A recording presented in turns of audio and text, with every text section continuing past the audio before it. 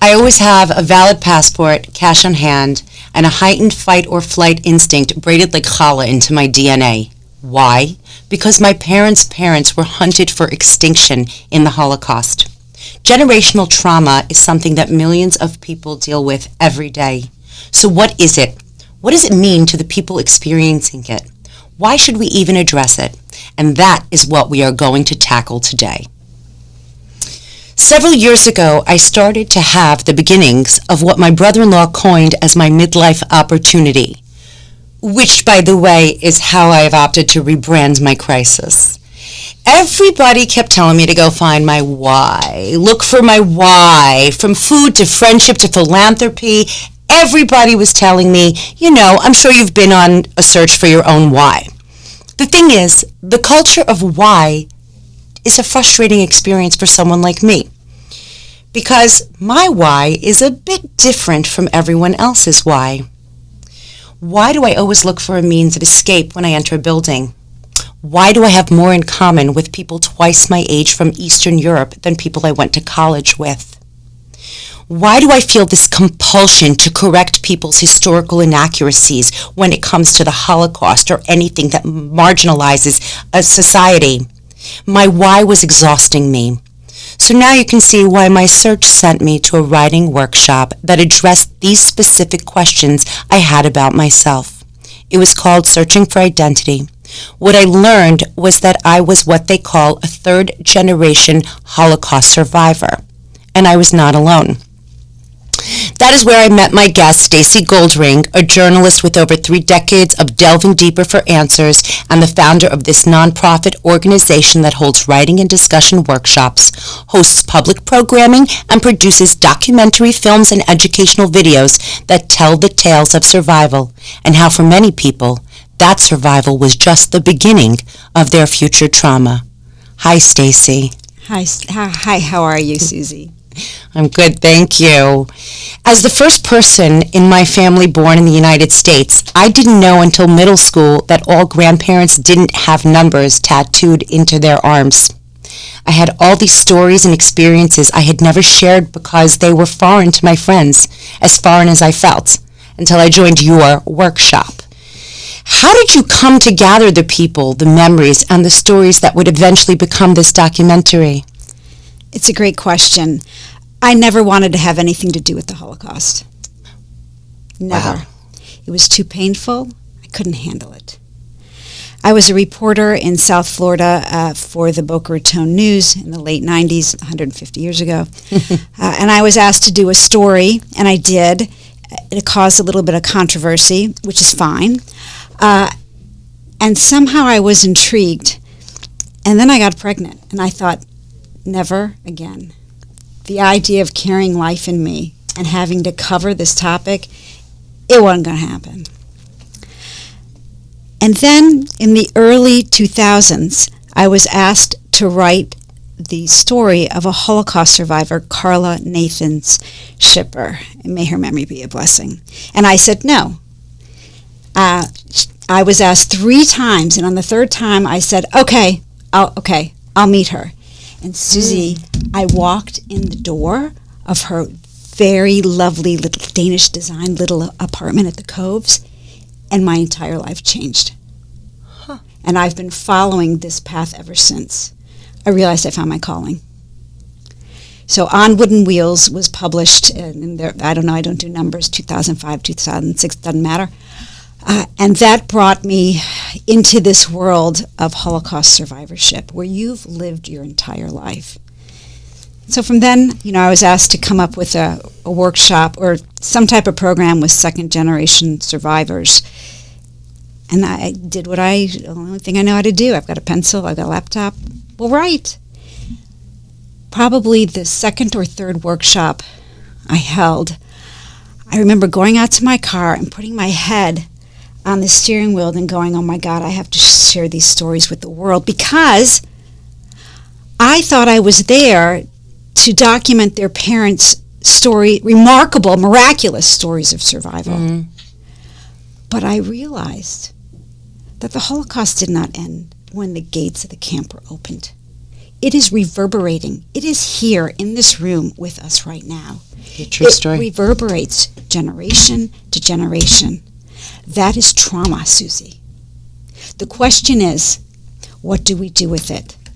Those brave people that came around the table, and the third gen like you, you've answered that question, haven't you? You're doing something about it. You're going to talk, you're going to document these stories, you're going to explain your pain, and you exhibit every day the resilience of the survivorship community. That's such an interesting perspective. So when we look at the external evidence, like those tattoos I referenced, those are visible. So we know that those people experience trauma.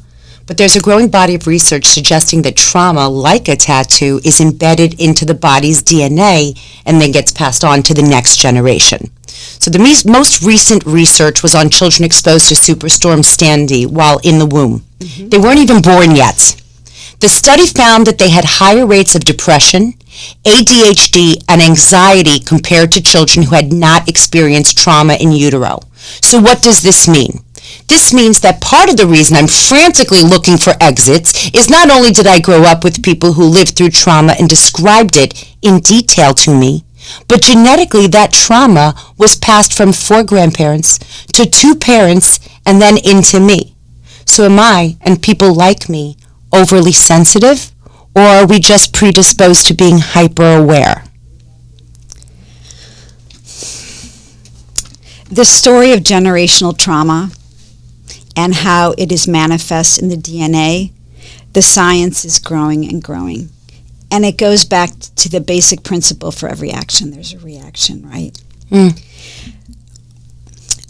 There is, I have a film called Trace's Voices of the Second Generation, and there is a moment in the film where one of the children of survivors says, "Am I who I am because I am a second generation Holocaust survivor?"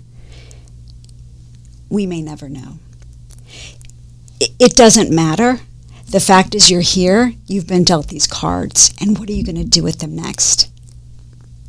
This trauma is manifest in children who are born from people who fought in Iraq and Iran. I mean, it's everywhere. We all bring our own baggage to every situation.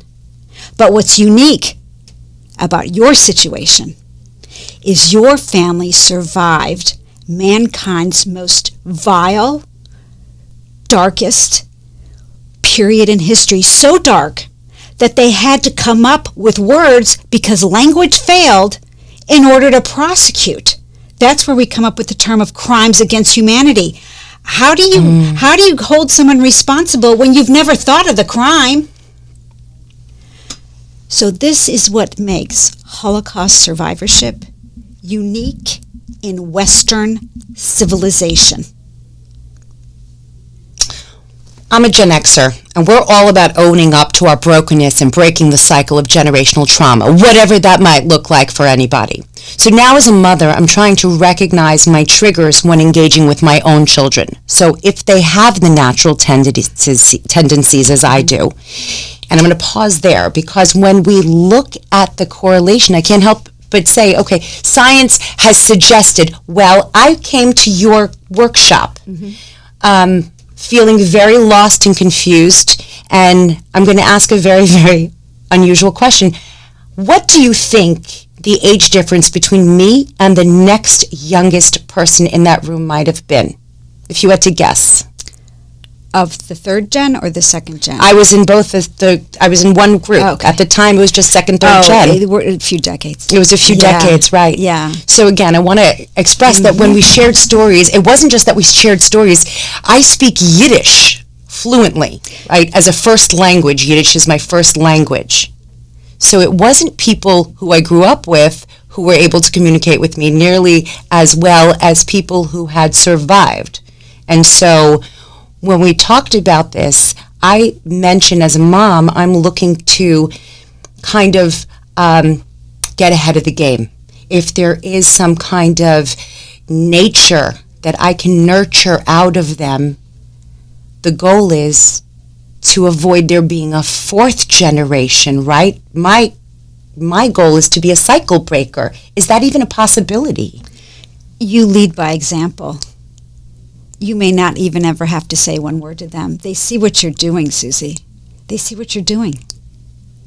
Some people have suggested to me that it's a very disturbing to expose children to the truths. So I will say that I grew up knowing all of the stories. And it wasn't just from the survivors that raised me, but the schools that I attended were very open. They were Jewish schools, and because of that, they were very, very open about exposing us to pictures and images and documentation so that we were very, very clear that this was real, this had happened, and if, God forbid, we came across deniers, Right. we had the proof. Right.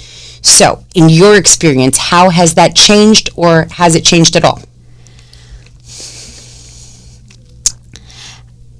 I think you grew up in an incredibly lucky and unique situation, albeit incredibly painful, because history was your personal experience, right? I grew up playing in cornfields, and where I wasn't allowed to play with some people because I had horns. So you come from so when you say you speak Yiddish, to me that's like, wow, she comes from the city. Like I'm a country mouse and she's the city mouse. Like I had no way, Jose. Like that to me, just amazing, right? So history is so much more part of your everyday. The first time I was really, besides, my family arguing, at the dinner table after Rosh Hashanah Yom Kippur, when, then I heard the Yiddish. However, I really didn't know much about anything till I went to Ohio State and, I needed some electives that were in easy A, so I took, Yiddish, 341, spring of my senior year, whatever, and I'm like, Shalom Aleichem? What? Like, I know nothing. So interesting. So your experience of feeling like you relate to these older people makes perfect sense to me because it was so concentrated. That is manifest in your intensity to make sure that this is a reality. Okay, so to my intensity, let's speak to that. I've been accused multiple times of being too much, right? And I sometimes, or I should say in my 20s and 30s, we spend all of our time excusing ourselves and apologizing for ourselves, and then somewhere we wake up because what we don't deal with by our 30s comes back to deal with us by our 40s. I woke up and discovered, you know what? I have no choice. This is who I am, right? The people who came before me have always taught me that I have to be aware. I have to keep my head on a swivel because that's how you're going to stay ahead of the game. They're coming for you. Right. So, back to the nature versus nurture. In those moments that I feel this compulsion, is this something that you, who has heard stories like mine from dozens of people, does this sound familiar? Yes, and there's a term for it, and it is called the suitcase at the bottom of the stairs. Can you tell me more about that? What you explain is incredibly common in survivors and has transmitted to people like me. The most precious thing I own is my passport. And I know exactly where it is. You speak to people who are not Jewish or are optimists, and they think we've lost our minds. But we're aware of history, and that shit ain't going to happen again on my watch. Amen. It's interesting because that's a question I get asked a lot. Aren't you reading too much into this? There'll be an anti-Semitic experience that takes place in the city that I live in or in the school that my kids go to. And when I question it, the first response is, maybe you're being a little too sensitive. And I kind of feel like I've never been a little too sensitive. I feel like it's instinctive, right? We call it out. We spot things, not just about our own inferiority or the way we're treated, but other marginalized groups. Do you find yourself drawing extensive sensitivity to other marginalized groups because of the work that you do? Yes, because evil is universal, and so is resilience. So, my kids ask me, don't you get tired? They do. They asked me, they're 7 and 10, and so when the menorah didn't go up, but the Christmas tree did, and I spoke up, the first thing I asked them, does it bother you that I speak out? And my son said to me, no, I think you're a modern Maccabee. Highest form of compliment, right? Aww. But he also asked me, but don't you get tired? And what did you say? I said what I always say, I'm always exhausted, but I can never sleep. Right? Well, welcome to motherhood. Hello. Right? If you're a mother, you understand that. Right, so, right. Does this, what keeps you up at night? You know, I run a nonprofit. And running a nonprofit requires raising funds to keep it going. I can't even ask for change. So you would think that what keeps me up at night is trying to keep this going, because there are so many stories that need to be captured for no one to deny, right? My biggest enemy is the clock. My biggest enemy is time. And I look at every individual I get to meet and document their story, and I think about the reverberating effect of the 6 million lives that don't get to speak. And that'll keep you going. It's true. It's true. It's funny because, not funny, but ironically, Yiddish is the language that a lot of people will tell me that their parents used specifically to exclude them. Correct. It was the language that was designed to keep you out of it. They didn't speak it publicly because they were ashamed. They didn't want their children to be considered. But also realize if we're talking about the United States and Israel. Okay, Israel I don't know about. I can only speak to the U.S. And you wanted to assimilate. Thank God you were here. So you know what? I'm going to get a Swanson's TV dinner. We're going to put up a silver tree, and we're going to do it. We're going to embrace.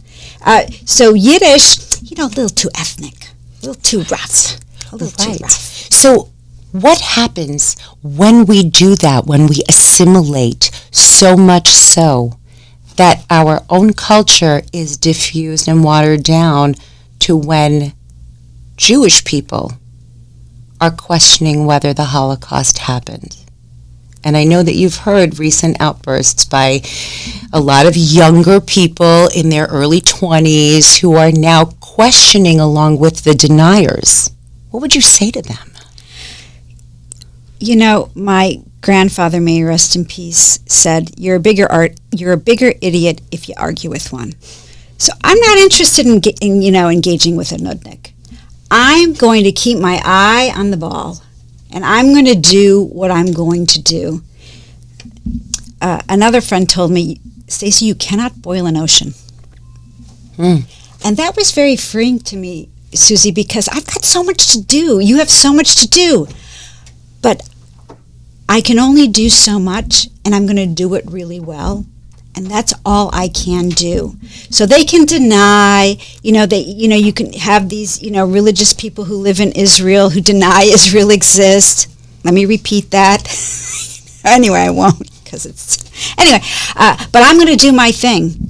And because that's all I know how to do. Your enthusiasm, if we can go back to that for a moment, you talk about how people think you're a little maybe too much.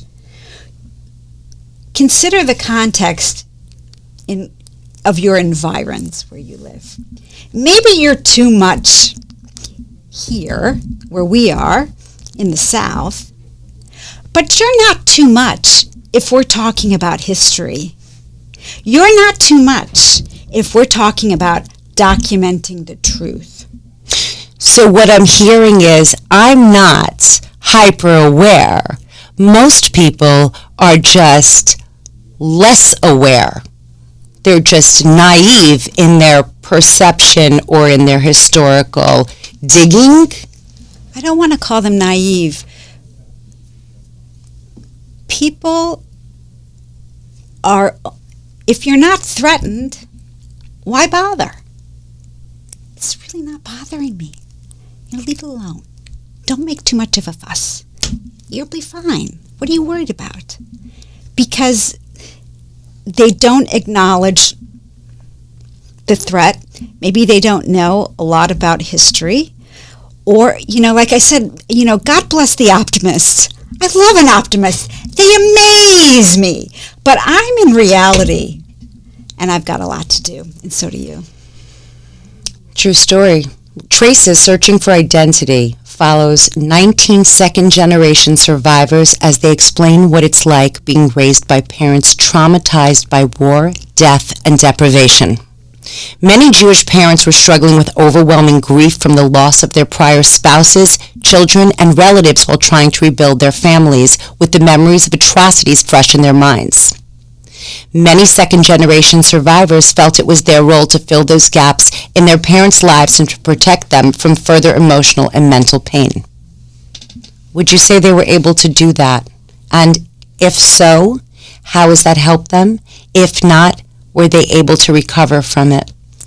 The idea that they show up, they all deserve a Nobel. Because I think about the people who know about the workshop and can't. So these people carry not only the burden of capturing their parents' stories and revealing how the Holocaust has shaped their lives, but they're speaking on behalf of those who can't, and they're honoring those who were murdered. And I don't know if that answers your question, but that's the people that you will see in Traces, to me, are incredible heroes. They're very brave. They didn't have to sit in front of a camera with hot lights. We know the lights are hot. People are staring at you. There's a mic involved. But they did it. None of them came to the workshop considering themselves writers. And now we are publishing a book. They are reading their stories to the world. This will live on. We already have funds to get it translated into Hebrew, and we're working to raise funds to get it translated into several other languages as well. So this is going to stand as testimony in the historical record. It will look to acknowledge and validate people like you who think you're a little too sensitive and tell you, hell no. We're right on the pulse. So can you tell us where we can see Traces? Where will it premiere? Here in Jacksonville? It's premiering in Jacksonville at the amazing, beautiful Wilson Center for the Arts, which is on Beach Boulevard on the FSCJ campus. Then it will air the next day, which will be Sunday on PBS, on WJCT, and also on Monday. You just check your local listing, and it will also be available online through PBS and other stations moving forward. Traces Voices of the Second Generations makes its debut tomorrow night, Saturday, January 28th, 2023 at 7:30 p.m. at the Wilson Center of the Arts, FSCJ South Campus on Beach Boulevard. A Q&A session will follow the screening. Stacey, thank you so much for sharing this important work that you do. I am amazed and so proud of you. It's time for honorable mention. Mensch is the Yiddish word for a person of integrity and honor, with a sense of what is right and responsible. This week's honorable mention goes to Hans Harry Frisch, chairman of Beaver Street Fisheries, who died peacefully in his home last week at the age of 99. Born in Austria and emigrating to the United States through Israel, I met Mr. Frisch several times since coming to Jacksonville. He was a philanthropic fixture who loved his family and community.